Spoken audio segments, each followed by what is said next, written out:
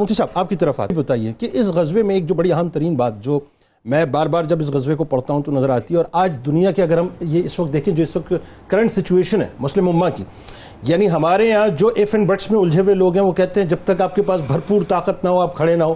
بھئی بھرپور طاقت تو تھی غزوہ حنین میں، اور طاقت ہی پہ ناز ہوا، صورتحال بالکل تبدیل ہو گئی، اور اس کے بعد ہوا کیا کہ جب دست مصطفیٰ صلی اللہ علیہ وسلم بلند ہوئے پھر صورتحال مختلف ہوئی، اور بھرپور طاقت نہیں تھی غزوہ بدر میں تو وہاں پہ اللہ کی نصرت تھی تو صورتحال بالکل دوسری تھی۔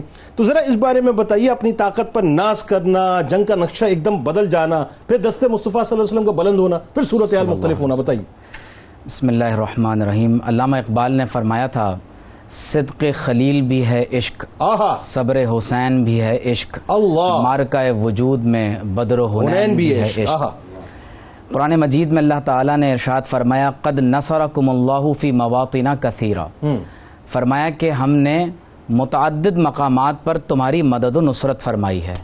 اس کا مطلب یہ ہوا کہ جنگوں میں فتح کی اسپریچول ڈائمنشن یہ ہے کہ جب تک اللہ تبارک و تعالیٰ کی طرف سے مدد و نصرت نہیں آئے گی، تمہارے مال و اسباب اور جنگی ساز و سامان اور آلات حرب چاہے کتنے ہی جدید کیوں نہ ہوں وہ تمہیں نفع نہیں دے سکتے۔ کیا اچھی بات، کیونکہ اسباب میں اثر انگیزی کی قوت پروردگار عالم ڈالتا ہے۔ کیا اچھی بات ہے، واہ۔ اسی لیے آپ دیکھیے کہ اللہ نے فرمایا اذا جاء نصر اللہ والفتح، کہ جب نصر اللہ آئے گی تو فتح نصیب ہوگی۔ تو اللہ رب کریم نے فرمایا قد نصرکم اللہ فی مواطن کثیرہ ویوم حنین، اور خاص طور پر یوم حنین کا ذکر کیا گیا۔ فرمایا اذ اعجبتکم کثرتکم۔ جنید بھائی، ہوتا یہ ہے کہ بعض اوقات انسان کو جب اللہ تبارک و تعالی یعنی تنگی کے بعد کشادگی عطا فرماتا ہے تو بعض اوقات انسان نفسیاتی طور پر اپنے آپ کو عجب میں مبتلا کر بیٹھتا ہے، اور اللہ تبارک و تعالی تربیت اور ابتلا کے طور پر انسانوں کو اپنی خاص رحمت کے ساتھ دوبارہ اپنی طرف واپس پلٹانے کے لیے ایسی آزمائش میں ڈال دیتا ہے کہ جس میں انسان کو اللہ تبارک و تعالی کی طرف رجوع کرنا آسان ہو جاتا ہے۔ اب آپ دیکھیے کہ اللہ تعالیٰ فرماتا ہے کہ جب تمہاری کثرت نے تمہیں عجب میں ڈال دیا، حالانکہ کثرت کیا تھی؟ دشمن کا لشکر 30,000 کا ہے، مسلمان 10 سے 12,000 کی تعداد میں، جبکہ تعداد تو ان کی زیادہ ہے، یعنی دشمن پھر بھی 13,000 کی تعداد، 3 گنا زیادہ ہے۔ اب مسلمانوں کے اندر کیا بات تھی؟ وہی تھی کہ ہم 313 تھے، ادھر 1000 تھے، اب تو مسلمان 10-12,000 کی تعداد میں۔ تو اللہ تبارک و تعالیٰ فرماتا ہے فَلَمْ تُغْنِ عَنْكُمْ شَيْئًا، کثرت تعداد کے باوجود تم دشمن کو اس انداز سے زیر نہیں کر سکے جو تمہارے وہم و گمان میں تھا۔ تو فرمایا وَضَاقَتْ عَلَيْكُمُ الْأَرْضُ بِمَا رَحُبَتْ، اور زمین تمام تر کشادگی کے باوجود تنگ ہو گئی۔ ثُمَّ وَلَّيْتُمْ مُدْبِرِينَ، اور اس کے بعد پھر اللہ نے دوبارہ یہ اگلی آیت میں ارشاد فرمایا کہ ثُمَّ أَنزَلَ اللَّهُ سَكِينَتَهُ عَلَى رَسُولِهِ وَعَلَى الْمُؤْمِنِينَ۔ تو معلوم یہ ہوا کہ جب تک محمد رسول اللہ کا فیضان نہ ہو اہل ایمان پر سکینت نازل نہیں ہوتی۔ قرآن مجید میں ایک اور مقام پر اللہ رب کریم نے فرمایا کہ کم من فئۃ قلیلۃ غلبت فئۃ کثیرہ۔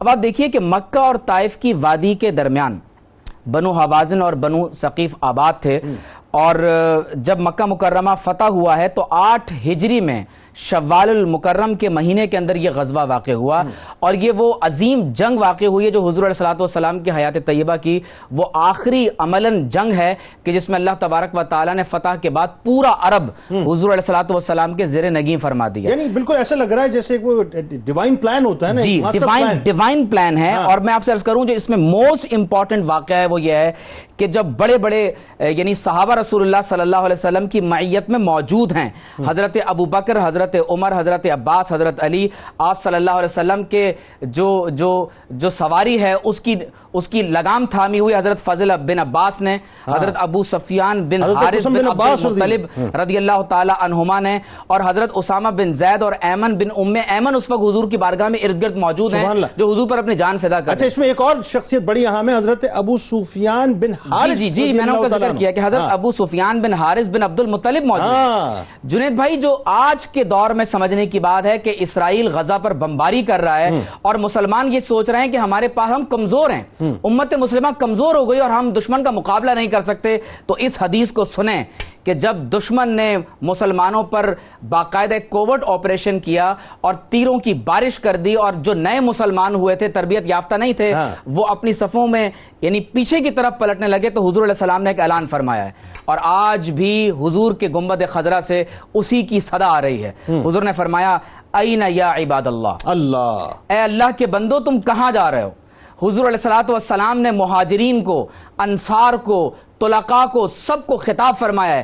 آج بھی گنبد خضرا سے یہ آواز آ رہی ہے کہ کہاں ہیں پاکستان کے مسلمان, اللہ, کہاں ہیں سعودی عرب کے مسلمان, کہاں ہیں امارات کے مسلمان, کہاں ہیں دنیا کے ترکی کے مسلمان. اور حضور نے فرمایا الیہ انا رسول اللہ, اے اللہ کے بندو میری طرف پلٹو, میں محمد رسول اللہ ہوں.